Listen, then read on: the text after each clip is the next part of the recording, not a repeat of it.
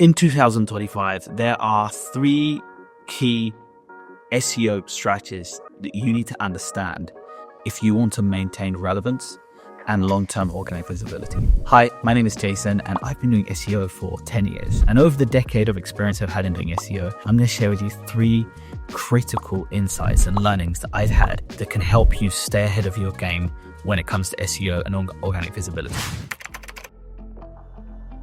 Number 1. Businesses look at content as kind of like a commodity. It's like something you just do, you just plug in, create content, and then it does its thing, and that's it. That isn't the case anymore. Unfortunately, there is a thing called AI. What?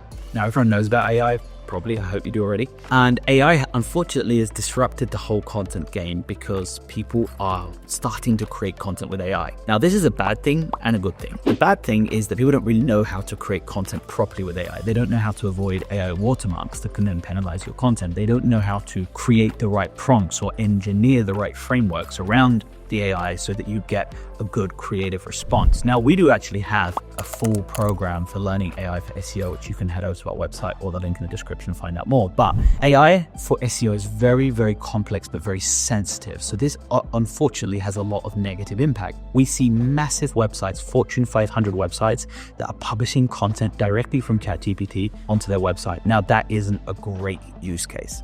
And this, unfortunately, over time is going to create an issue. Why? Because AI, unfortunately, for users like ourselves and content creators, can often regurgitate something that's already created. And unless you give it creative input or something unique, is not really going to provide you with a creative or research-driven background, unless you have a framework. Now, the good side of AI is it automates and creates a hell of a lot of content in a very short amount of time. So it helps the tedious process of creating content. So there's definitely pros and there are definitely cons. Now, if you want to find out more, you can go and check out the link in the description. But why I think this is so important is that search is becoming flooded with content, like flooded. Noah's Ark, flooded, like everything. Now there's people creating more content than ever, publishing more blogs, publishing more content on the internet. And because of this, search is becoming saturated. So a strategy for websites going forward for their SEO is going to be create high value content, HVC.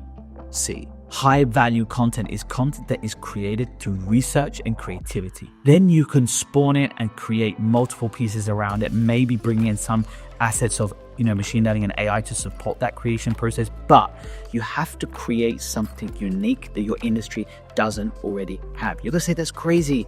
How do I go out and just create something overnight? No, the idea is you don't do this fast. The idea is that you take your time to research, maybe even use surveys, you can do industry experience, find a niche, find something that they're not talking about, expose a gap. Mind the gap. Once you've exposed that gap, go all in.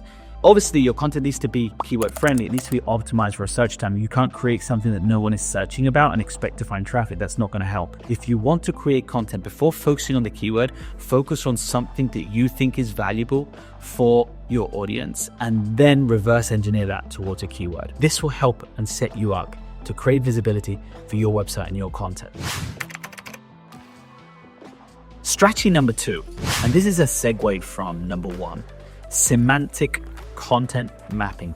Now, what does semantic content mapping mean? Well, if you have clusters or topics on your website that you are currently talking about, I recommend that you list all of your articles onto a spreadsheet and start to categorize them by group or by topic and look for links between these topics. Look for content opportunities between these topics. See if you are actually overlapping these topics or are you just talking about all different conversations, hoping that Google and other search engines and users understand what you're authoritative about. So I talk a lot about SEO. On my website, I should talk about SEO. Now, I can't really start talking about other topics outside of SEO and hope for users to really understand why would he be talking about that? Where is the authority and why should I listen to him? Semantic content groups or semantic content mapping is looking at all your content, seeing if there are any gaps, making sure you create content to fill those semantic gaps, but more importantly, making sure that your content is all linked. So you've got one major topic or one major cluster, and you've kind of broken it down into chunks, these subtopics that you are creating and purposing content towards. You can't expect to rank for a major topic if you haven't created content that aligns to those pillars. Now, most websites today create content from a database of keywords.